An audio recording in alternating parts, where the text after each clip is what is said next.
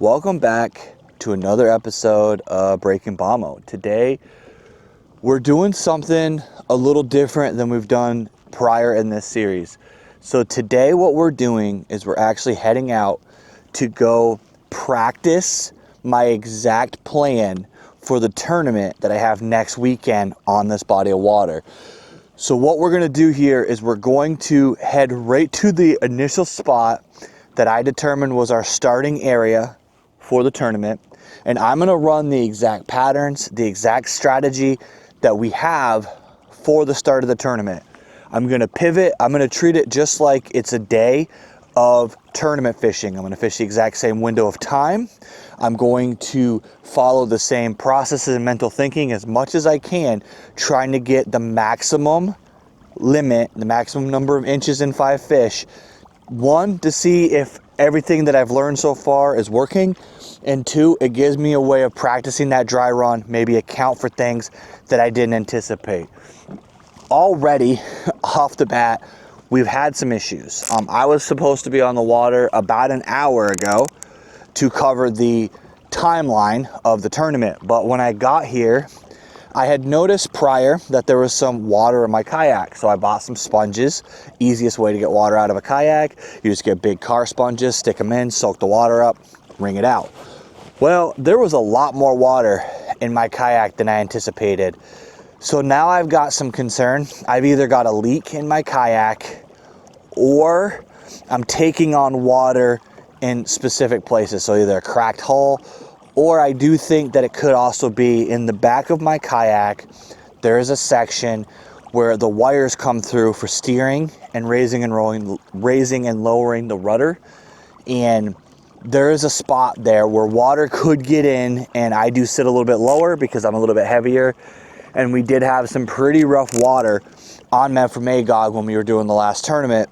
So I'm hoping that the water that's in my kayak is maybe just something that's been building up residually, combined with the day that was pretty rough, that we were taking water over the front. So gotta keep an eye on that though, because if I start feeling it get a little bit unstable, a little squirrely, I'm gonna need to really take this thing, put it somewhere up high and really look at it. I didn't see any cracks, but that's gonna be a concern and unfortunately on my mind while I'm out here in the middle of a lake with all my gear. But right now, guys, we are heading to the spot. We're gonna start right where I caught the big fish from the last episode. We're gonna work some square bills. We're gonna work some swim jigs.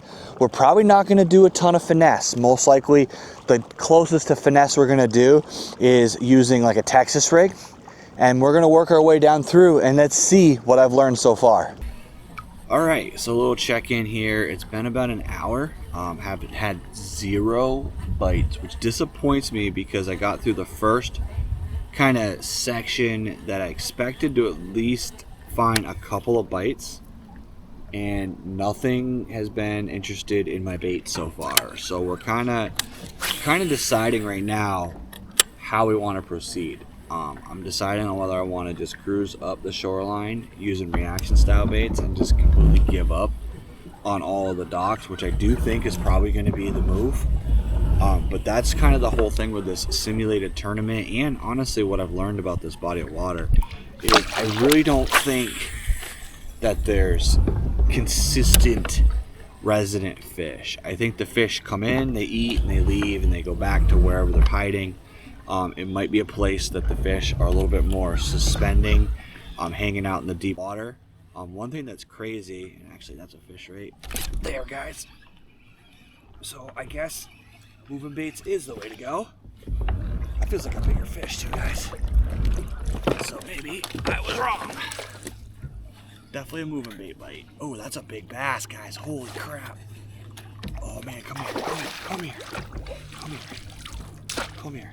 Get in my bed. Oh yeah, guys. Okay, I'm gonna shut up because I think I figured something. Check that fish out, guys. Look at the girth, the belly. That right there is a massive bass, 18.5 inches. Gonna let her go on the swim jig. So apparently it is a reaction bite. So I guess I just need to stick with the program, because that is 18.5 inches on the board so far in the first fish. And honestly, second best fish I've caught here. So it's been a good day already. I just need to trust my instincts and continue with the program. And I guess everything I just said, ignore. We're gonna stick with what I originally planned, because it definitely seems like that's gonna work.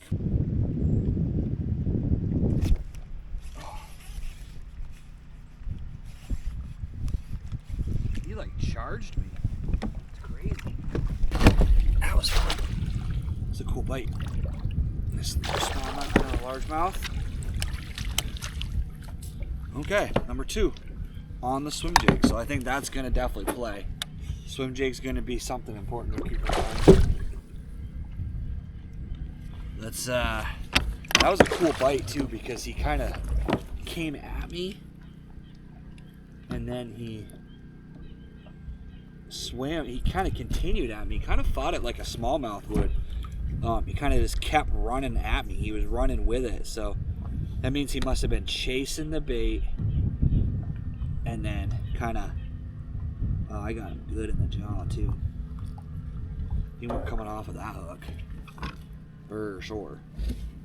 Yeah, it was definitely not coming out of him.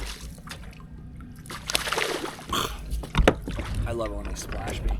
It's like a little revenge on their part, you know what I mean? It's kind of funny. All right, let's get him on the board.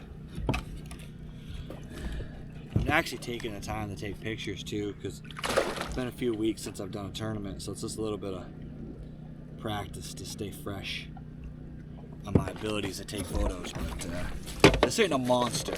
This is definitely not a tournament winning fish, but overall, with the goal of trying to get the biggest bag possible, it's definitely a legal fish. So that's where we're at on that. So that's a 14.5.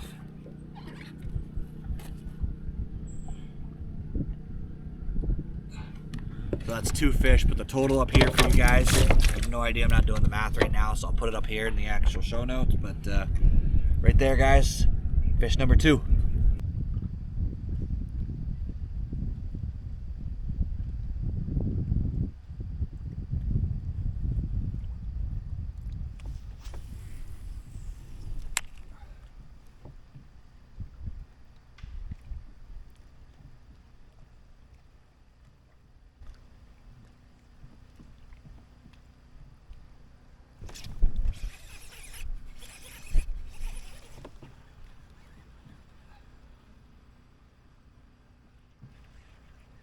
They're running this bait, man.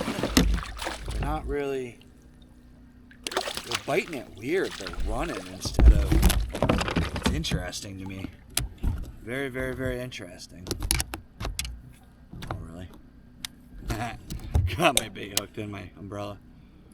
All right. Well, there's the 3rd fish. I don't know. This one might be too small, but we will find out in a second here. Again, I'm kind of baffled by why they're running so hard with it. It's interesting. Okay. So, this little guy is, yeah, he's 12.5. So he's legal. He counts towards the tournament numbers.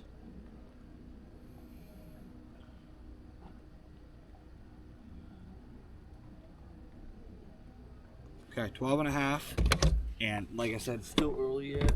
I do think there's a storm, there's like a hurricane hitting the south right now, and there is the potential, some pretty good potential for when the sun comes out. We've had 24 hours of continuous rain, so I do think that that's helping. It dropped the water temperature significantly.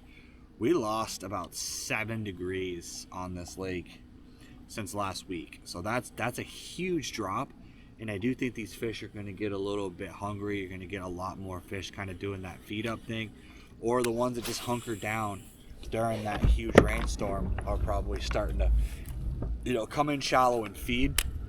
But I do think that moving bait is going to be the way to go. I've had hits, I've had it's consistent. You know, this is a pattern that's definitely locked in. There's no way I'm changing this particular bait or pattern out. We're definitely going to need to use this during the tournament.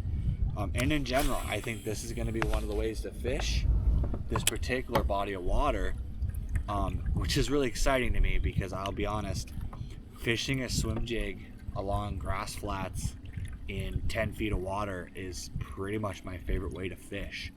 So really, this is an excellent thing that I figured out. This is 3 days now that I've been fishing out here that this pattern has worked in different conditions. So I really do think that this is a thing. It's an item that I'm going to be able to keep track of and utilize as a general rule. It's going to be one of the main baits I can lock in anytime I come here. So that's really what this whole series is about. For those of you who don't know about the series, you know, I do recommend going back and watching any of the previous videos, because the whole point of this series is for me to be consistent at this body of water. The goal is to get 3 days with 70 inches in different conditions, and that's really the goal of completing the series. But also, this is a place that has also been very elusive to me, and I'm very happy that so far I'm seeing success this early in the day.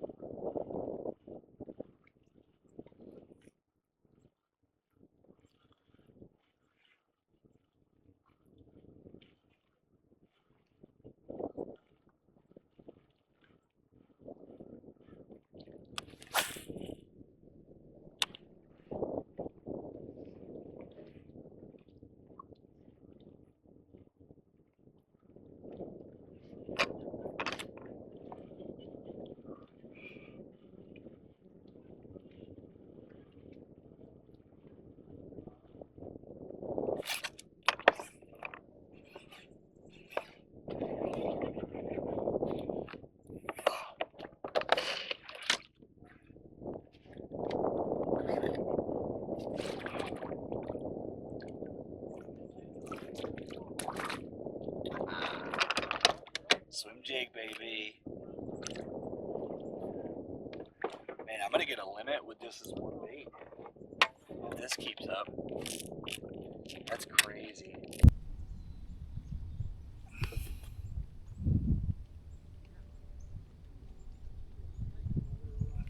So 15 even on that fish. Nice bass. Put him on the stats. So that's 60.5 right there with that fish. One fish away from a full limit.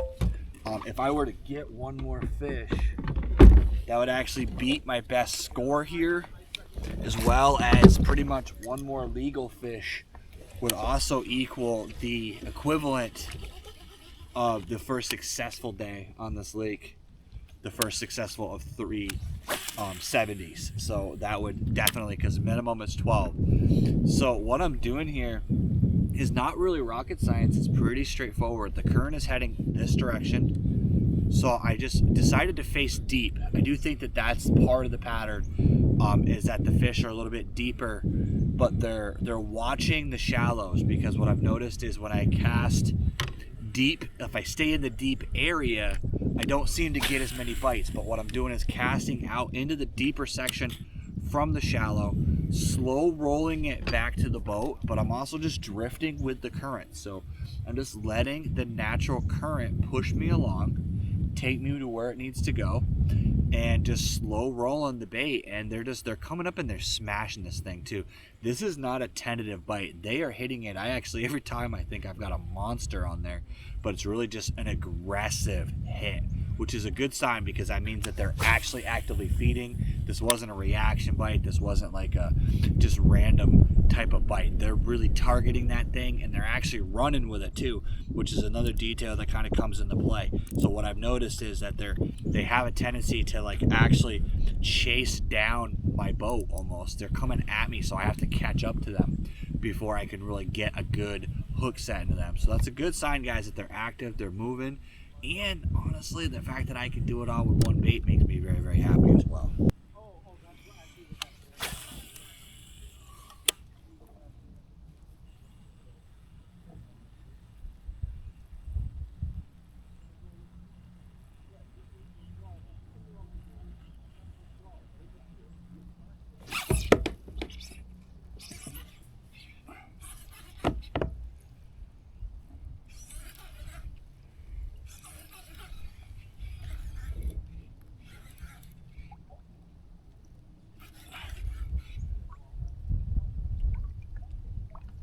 fuck? Oh, that's a big one. That's fine. Okay, I got it. Come here, man. Get in that net. Hell yeah. That's a good fish right there.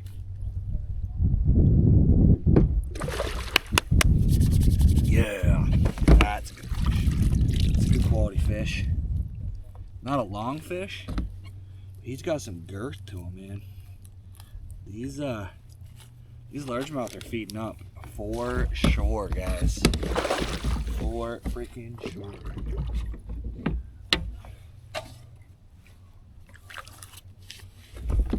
That is yet another swim jig fish. Can't believe how many fish I'm getting on a swim jig. It's got some shoulders, as they say. Come on, buddy. Let's get you on the measuring board and see where you rank out. Okay, he is 16 inches even. And that right there, my friends, is the official first 5 fish, 70-inch day. Check that fish out. And all done with a swim jig and grass. Love it. 2 hours later. So I have, we'll say, vetted that other shoreline. I don't really know a better way to word it. It's not anything that impresses me. It's kind of the same thing as the other 2 shorelines. So it's submergent grass, a few docks, but the docks are up super shallow, which during the middle of the summer, they probably would be effective spots. But this time of year, when there's not, you know, that kind of bite going on, the fish are a little bit deeper, a little bit more stable water. I don't think that that area is going to be somewhere that I'm going to fish during the tournament. It is somewhere that I noted, you know, there's some hard bottom in front of some of the docks. It looks like the landowners take the time to clear out the grass around their docks to give themselves a nice smooth area. So it's something to think about, you know, but it's not something that stands out to me as something that's significantly different than the shoreline I'm already on over here. So what we're gonna do is we're gonna work our way along this bay. I'll show you guys on the map right here. I covered, you know, I did a lap around the island, went around that shoreline, kind of cut the bottom of the map off, didn't bother with it. It just didn't really impress me. And now we're heading back towards what was the end of zone 2 from a previous episode. And we're working a lipless. We're gonna kind of cover a lot of water fairly quickly. I got about 45 minutes to an hour left of what would be the tournament window, which at this point, it's kind of a double-edged sword. So you've got the deal of, if I were to catch 70 inches, there's a good chance that I probably won't place in the money, but for Angler of the Year, I would lock Angler of the Year up. So that's kind of my goal, to be honest, is I want to obviously win money, but if I can get 60 to 70 inches, then you're looking at my opponents to catch me in the Angler of the Year race would need 98 because we have a 28-inch lead on them. So that's really the goal. So the day I had today is kind of the goal in general, but I would personally think 85, maybe even 90 is what's going to win this tournament in a week. So I really need to find a few more big bites and be able to capitalize on those big bites if we want to be able to be competitive in the tournament. Now that being said, you know, I wasted about 2 hours, hour and a half over on that other shoreline. So that really tells me that I could have spent that 2 hours fishing the shoreline I'm going to. And the shoreline I'm going to, I have caught decent fish on. So there might be some cool opportunities along this shore. But yeah, just wanted to give you a quick update, and so far this has been the most successful trip in general. I've caught the most fish I've ever caught, the biggest quality of fish overall. So, you know, overall, really successful day on the water, and we got about an hour or so left of the tournament window. And then, like I said, I'm still gonna fish my way back and see if I can upsize my bite overall. But either way, guys, it's been a great day on the water, and I'm hoping I'll be back to you with a bigger fish. So I'm hoping that I'll be back to you with a bigger fish soon. Well, I'm tired, and I want to go home, so that's what we're gonna do. It is 2 o'clock. The official tournament window would be over. I ended the day with just a little over 70 inches, which is awesome. That means that, again, my goal of 70 inches 3 times, I've gotten 1 on the board now. If you guys like this content, if you like this series, it's a little bit more in-depth, a little bit longer videos with all the little graphs and charts, please let me know. I'm thinking about continuing it next year with another body of water.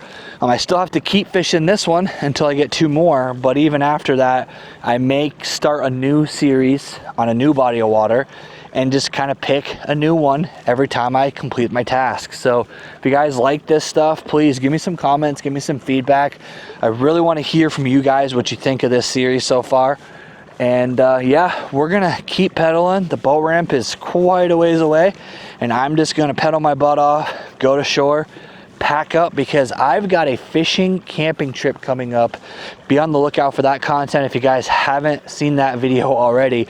I'm going up to Cayuga to fish 3 days of my boy Bobby roast beef, so that should be a really fun content series of videos that you guys will get to see. But yeah, like I said, I got a lot of pedaling to do, and I'm fat and winded. So I want to thank you guys for watching this video. If you haven't already, hit that like, hit that subscribe, and as always, let's get out there, catch more fish.